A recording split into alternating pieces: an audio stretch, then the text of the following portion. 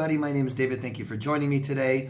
This is a question and answer video, part 2, that I do every single Monday. If you missed part 1, please go back and watch it. I recommend things and stuff like that for you guys. I'm a life coach. I help people heal, recover, and grow from narcissistic relationships, emotional abuse, and trauma. Ask me questions, guys. That's what healing is, okay? So let's get started right away. There's tons of questions, great questions, and a lot of them, so I'm just going to jump right in, okay? Nicole from Portland, Oregon. Hello again, Nicole. Hope you're okay. How do I get over the feeling traumatized by dating someone who believed they were a real vampire that had been 21 for the last 736 years and a whole other load of stuff about their vampire life? I shortened this. I feel traumatized by the person trying to find out who he really is because there were so many lies. Okay. It was much longer, Nicole, and you're asking me, how do you heal from a narcissistic relationship? And it's just, I mean, I've said it and I say it all the time. It's about learning, understanding it, okay? Emotional pain is misunderstood. It doesn't have to hurt. It just did. And once you understand it didn't have to hurt and what it means and that you're not a bad person, things like this, then it stops hurting. Believe it or not, I'm serious. Learn and understand it. The best way to do that is with other people. If people have hurt you, people can help you, okay? We get hurt by other people and then we isolate. We get hurt by people and then we go start relationships right away with people that hurt us right away. Be careful, but we need people. You said you were trying to find out who this person really is because there were so many lies. Nope, that's one place you went wrong, Nicole. If people keep lying to you, you don't keep trying to find out the truth. Fuck them. Later. See ya. The fact that you kept trying was a measure of your self-worth down here, okay? Learn and understand and talk. Raise your self-worth so you don't accept people who lie, okay? There's a lot of other things you can do, Nicole. I talk about it in over 500 videos. Keep asking questions. You're doing good, actually. You're asking lots of questions. I hope you're learning, and I hope, therefore, it's feeling better, okay? You asked a lot of questions. You really want to heal, hire me. And I don't mean to be cocky, but I help people recover and heal from these things. Okay? It's what you need. You probably need some help. Somebody to help you along the way. Make it go faster, easier, better. It took me years to recover and heal, and I help people do it, and it's so fast, and I'm amazed. I wasn't sure that people could that fast, that they still needed as much time as I did. No, I didn't have what people have now. There was nothing help available for me like that, really, years and years ago. There weren't YouTube videos and stuff like that. So, all right. Thanks, Nicole. Isabella from Costa Rica. In 2016, he started his distant and coldness towards me. I found out about another woman, that he and her were going out and doing things. She even showed me photos. She didn't know I exist because he had her blocked from Facebook. She found his Facebook through another friend and theirs, and it shows that he was in a relationship with me. That's how she reached out to me. Anyways, when I confronted him with the pictures of him and her together out doing things all those nights that he left me sitting at home waiting for him, he denied everything. How can a narcissist get away with that when the photos are right there in front of him and he's denying it, that it ever happened? You're asking me how someone gets away with something that you let them get away with, right? I might be reading this wrong. Please ask me again. Clarify. But you said, how can I tried to write this down just like you wrote it. How can a narcissist get away with that when the photos are right there in front of him and he's denying it did ever happen? Who cares if you have photos of someone, they say, nope, that's not me. That reminds me of like a bad comedy skit. Now, I'm sorry. That's pretty bad gaslighting. It's really sad that you doubt yourself, even at something you're looking right at. I have a real piece of crap neighbor who leaves her dog on the patio to bark all day and night, right? Not supposed to be doing that. I've asked several times to stop. Please leave. Please don't leave your dog on the deck outside just barking all day. Big dog just rah, rah, rah all day. God. She's standing right in front of me one day.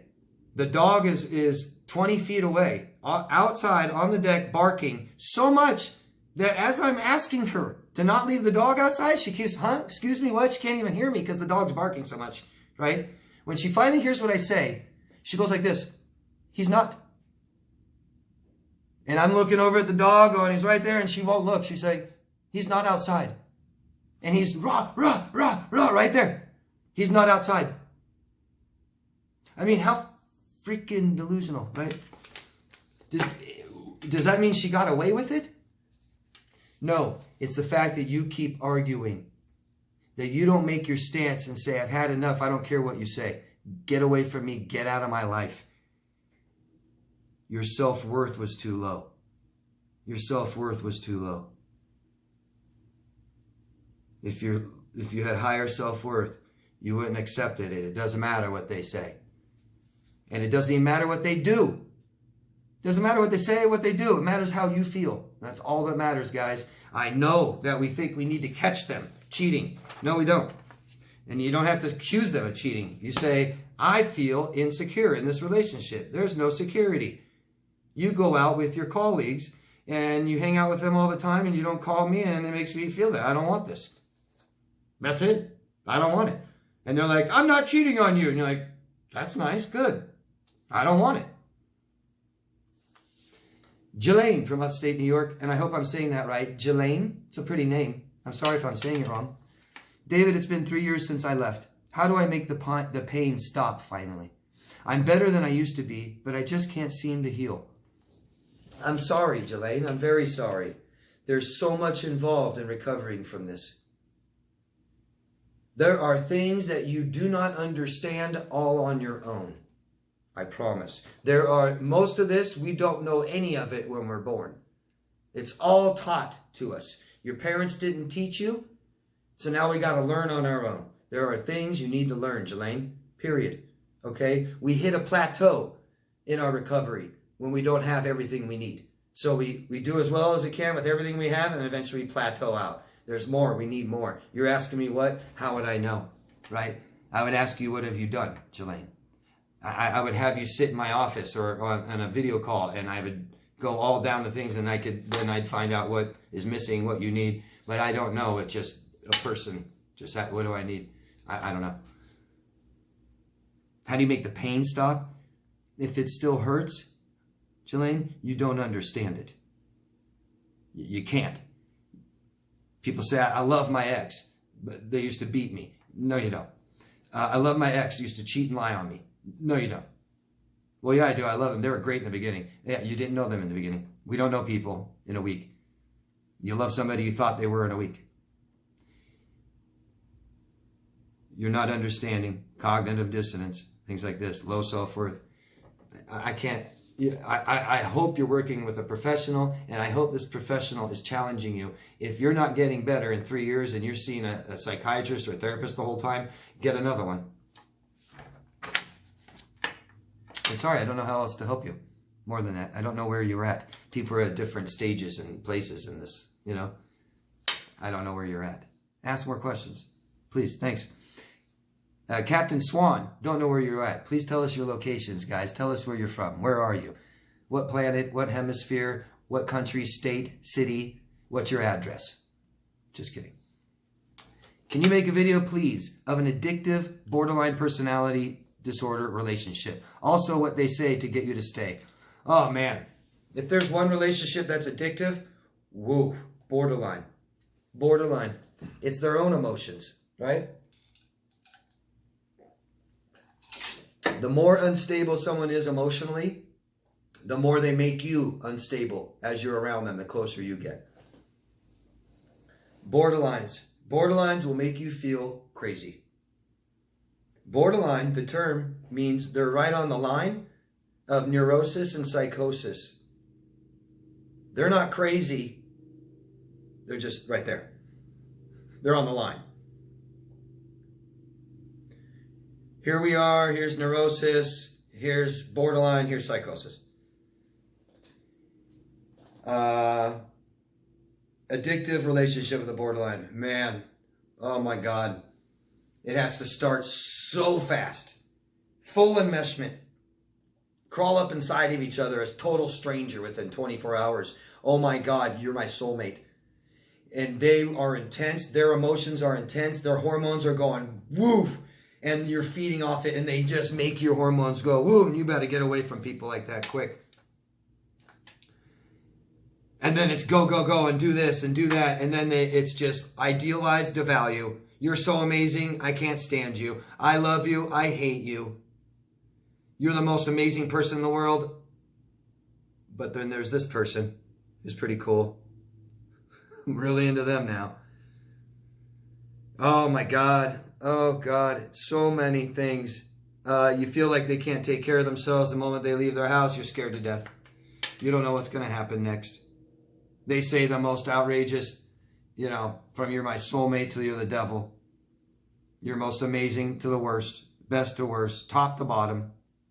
Oh my God. And your hormones just go boom, boom. Just like drugs, just like alcohol, just like food and sex and gambling. Shrinks and swells your amygdala, causes brain damage.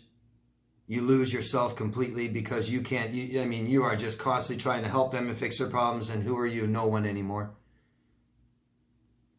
They ask for absolute commitment.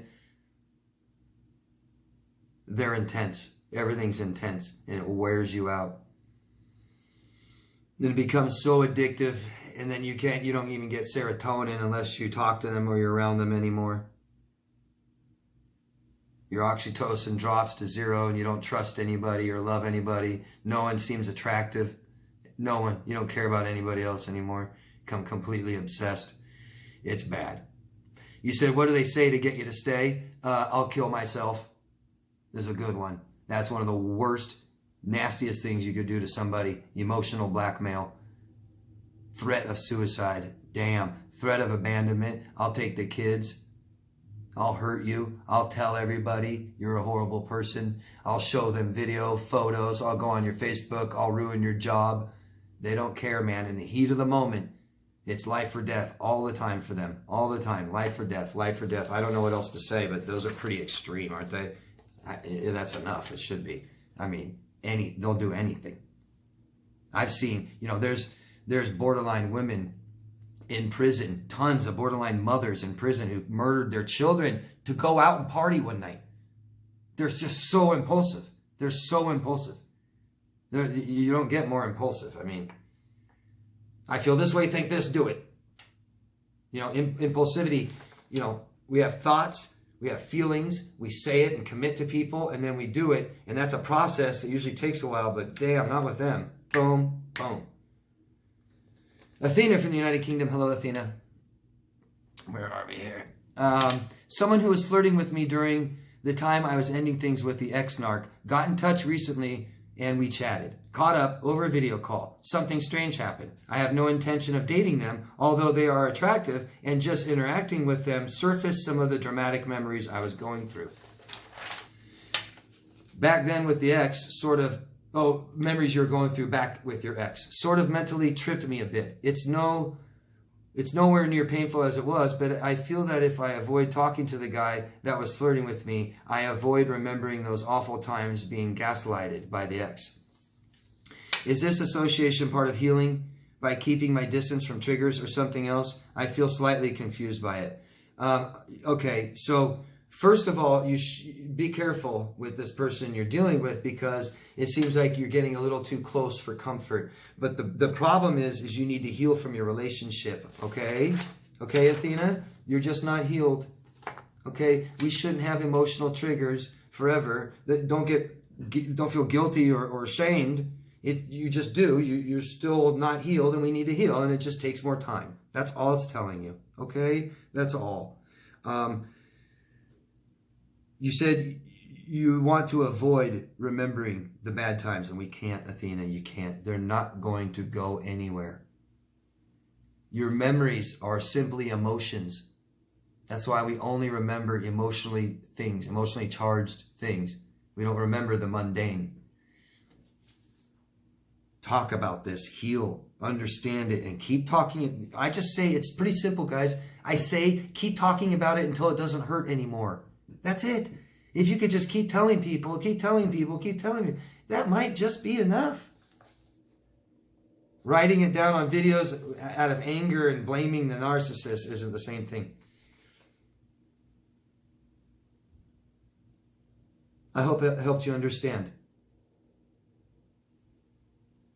This guy was flirting with you when you were really down with your narcissist. Okay, people, don't take this personally, guys, please.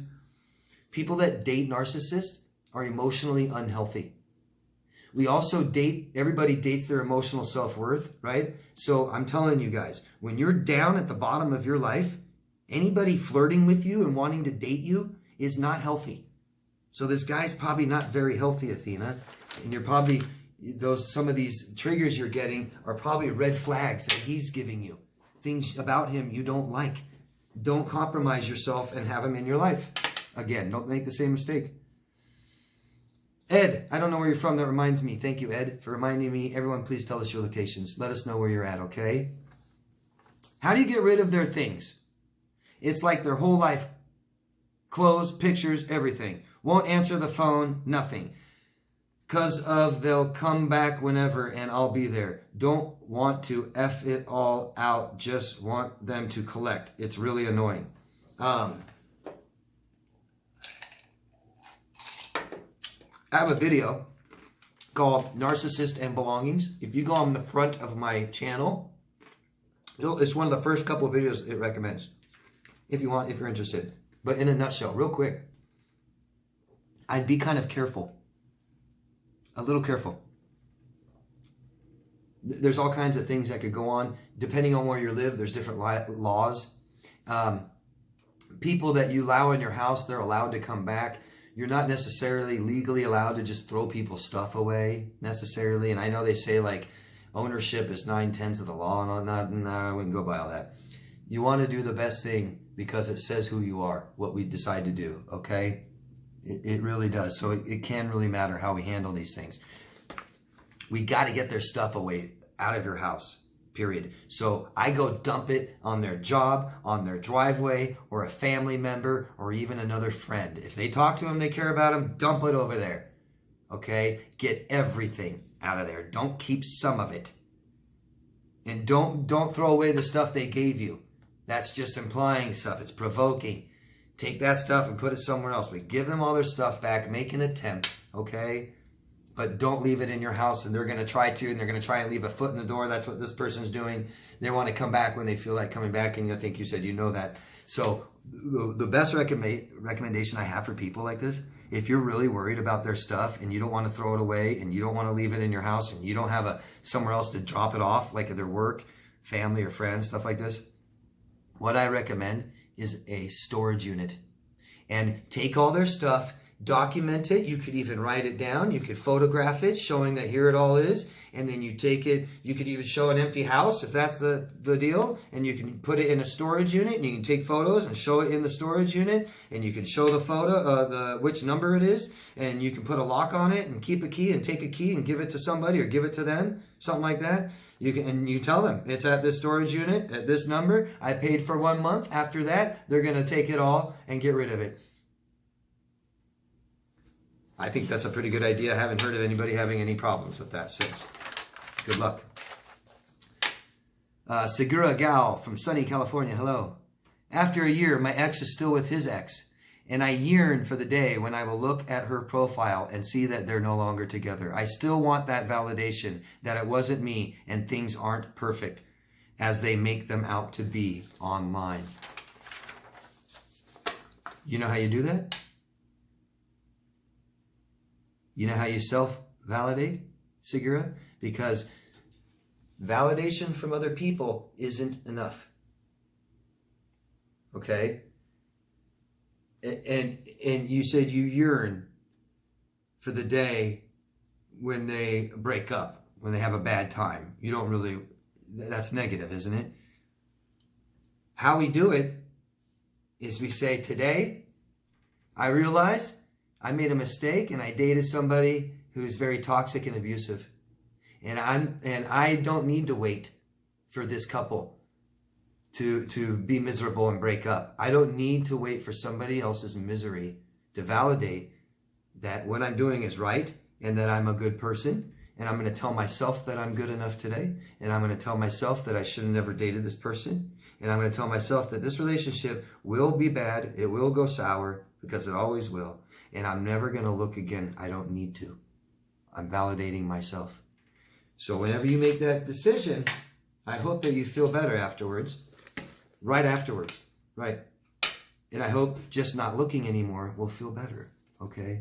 Take control. Take control. Because you can't control them. Right? And so waiting for them is being dependent on other people and outside external resources. And it's not enough. It just isn't enough. It won't be enough. Trust me. Not enough. Do it yourself. That's the only thing that is enough. Tinita in Florida. Hello. Gotta keep checking time. I had a very abusive childhood and a tumultuous relationship with my father. I became a single mom at 18 and stopped communication with my father. He died a few years later. I never had a chance to comfort him or to get closure. Then I married a man just like him. After a 7-year marriage, we split. I moved on to new relationships in my 30s, but they all had something in common: addiction and narcissism. Now 44, cancer survivor, single. Almost all my abusive exes are married. How is that possible? How do I move on to have a healthy relationship that can lead to marriage? I have a 20-year career, many interests, travel often, you enjoy your life, you take care of yourself, so I don't believe it is a lack of self-esteem. When I date, I see too many red flags and I run. A lot going on here for me to help you, Tanita, but we don't compare ourselves with other people. You asked, why are my exes all married? That means nothing. That means absolutely nothing. God, man. Tell me who's happy and unhappy on Facebook. Can't do it. Can't do it. Everyone's happy. Everyone's so great. We can't do this, Tanita. Don't compare yourself, okay? You would like to get married someday, but you don't need to because you don't have that person in your life yet, right? We need to marry someone we don't want to be without. But we aren't single and alone and not dating anybody. We have to get married. To who? You don't even know yet. So why do you have to? Why do you need to? What does marriage say to you? You would like to share your life with somebody? Okay. You want to commit to someone? Okay. We got to find that person. You said you see red flags and run. Maybe you shouldn't run. Maybe you should communicate and talk. It's hard to help you any more than this, Tanita. It's hard because I don't know where you're at exactly. You're saying everything's great, so it's hard for me to find the problem. You know what I mean? The only problem you've mentioned is that you see red flags when you date and run. So that's still not enough. I don't know what that means. I mean, I understand what you're saying, but I can't give you advice, much more advice than okay, good, you're seeing red flags and you're running. Maybe you shouldn't be running. Maybe you're being a little hypervigilant. But I don't know. How would I know? I don't know what the red flags are. I don't know how you felt. I don't know anything. You know, this is why you need to work with people. Hire a professional to help you with these things. Okay? I could probably really help you if you came to me. But just that is not enough. So at least keep asking me more questions, okay? But it seems like you're doing pretty good. But the need to get married and constantly dating, there's something missing inside. Okay? There's something still missing, I think. Possibly. Just guessing. A little void. Self-love. Things like this. Because everything you think you need in a marriage, you can provide for yourself. We have to start providing for ourselves first. We need security in our lives before we can have a marriage with security. We need to know how to provide security first. Just one. But I see there's still a problem because you're comparing. It seems like you're comparing yourself to your exes. Why are they married and why am I not? I'm sure I could find someone to marry me in a week that I don't even know. There might be someone I know now I would like to get married. I'm not talking about that. Somebody I don't even know. I could probably find somebody to marry me in a week that I don't know, does that mean anything? No, nothing. It means it's unhealthy, it's sick. Don't care what other people do. I wish I could help you more. I wish I could help you more. Just ask me more questions, okay?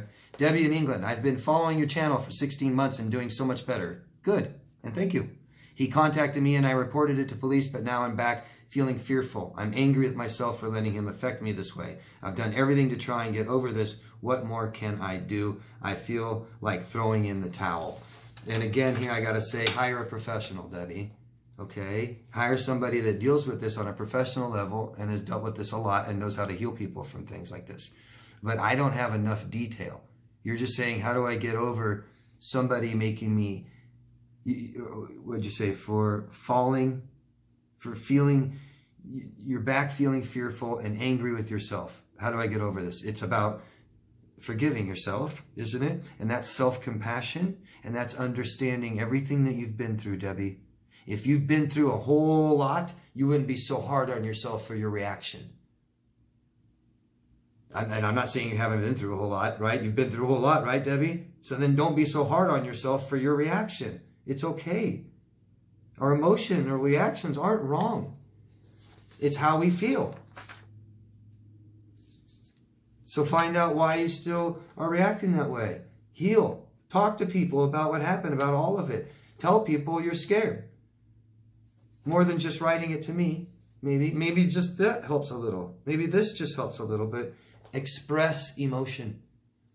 Let emotion go through your body, understand it, and express it some way. Good luck. Sam from Old Australia. Hi, Sam. What if you don't have anything to replace them with? Being alone is so scary. I've bought your recommended easy melts. Thank you. Thank you. I'm glad you bought those easy melts. I hope they help you. I'm sorry, Sam, that being alone is so scary. If we're by ourselves and we feel alone and we worry and we doubt and stress and we're bored, then we're in bad company. We don't really like ourselves much. I'm never bored. I don't know what boredom is. And I'm not kidding. I'm not just saying that. I have a lot of people, friends close to me, they'll tell you, oh no, David's never bored. No way. I don't know what that is. Bored? If anything bores me, it's other people. Not being by myself. And other people don't bore me. I don't allow them to. They aren't there to entertain me. If being alone is scary, start being alone more.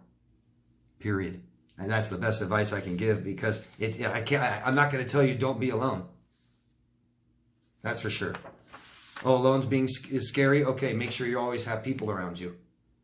Don't go to the bathroom alone and stuff, you know. No. And I'm sorry, Sam, you feel that way. I'm glad that you can tell people we need to fix this. We need to find ourselves and really appreciate who we are and love ourselves and start showing that in every choice we make. So find out what's important to you, what you value, and start showing that in every choice you make. Not other people, not for other people, nothing. For you, Sam. Who is Sam? What does Sam value? Start showing that all the time. Good luck. Yes, go. Nicole from PDX. I move too fast in relationships and I keep doing it no matter how many times I tell myself not to. Why doesn't this stick? Can you give me any advice on this subject moving forward? How will I know if someone is good or right for me? How will I stay safe and know they actually care? Well, Nicole, I hope you're talking about relationships you were in prior to your ex-abusive relationship you were in. Because if you've been dating people recently, one of your last questions were, how do I heal from all this pain? Right? So one relationship at a time. And it's over now, and now we heal. Okay? And we don't take that relationship into a new one. Okay? And so we understand all of it. We're going too fast because you're probably trying to fill a void. You start working on yourself, giving yourself what you need, and showing that you really love yourself will help. Okay? Start understanding what anxiety is and start calming your anxiety down and using it as a tool so you can listen to red flags and feel red flags. So you always know how you feel and process emotion. There's a lot that goes on, Nicole. I would highly recommend that you find a professional. This is exactly what I help people with. I help people start new relationships. I hold their hand. So we recover from the old, right? And we build our self-worth up. And now we're ready to start interacting with people and start relationships again. And then I start helping people do that. It's crucial that we don't make the same mistakes. Therapists and stuff that tell you, get back on the horse, try again, just date again. I want to slap them. Anna from Paris. Hello, Anna. I always ask myself when people say, my narcissist did it and did this and did that, and my narcissist discarded me. Is it so easy to diagnose narcissistic personality? Don't you abuse this term? Maybe we should be more careful with this because it might happen that a real narcissist just project his personality troubles to a real victim. Yeah, no, I get what you're saying. And you're right, Anna. You're right. There are people in this community that are narcissists, that are complaining, and they're borderline and sociopaths. There's people making videos in this community. There are people making videos in this community that are pretending to be victims of narcissistic abuse, and they are narcissists. And they're feeding off of us victims, and they're finding where they feel like they find a place in the world by pretending to be a victim and just abusing and manipulating people that have already been victimized again. What's the best victim? Someone that's already been a victim. I don't know what to say, and we're not going to do a witch hunt. As far as abusing the term, what are you going to do if people are narcissists? You know, it's not that hard to figure out. There's a diagnostic criteria. You only need 5 out of 9. And if you're the person that knows someone more than anybody and they meet all 9 criteria, pretty good idea. Got a pretty good idea they're a narcissist. Yeah. But yes, people abuse the term. Absolutely. Yeah. And there's people in this community, there's people in my comment section that have personality disorders, that are pretending that all the stuff they did to people happened to them. They just need attention all the time. Love to be the victim. I'm going to stop part 2 here. I've got 2 more questions I'm going to make a whole video about tomorrow. And it's going to be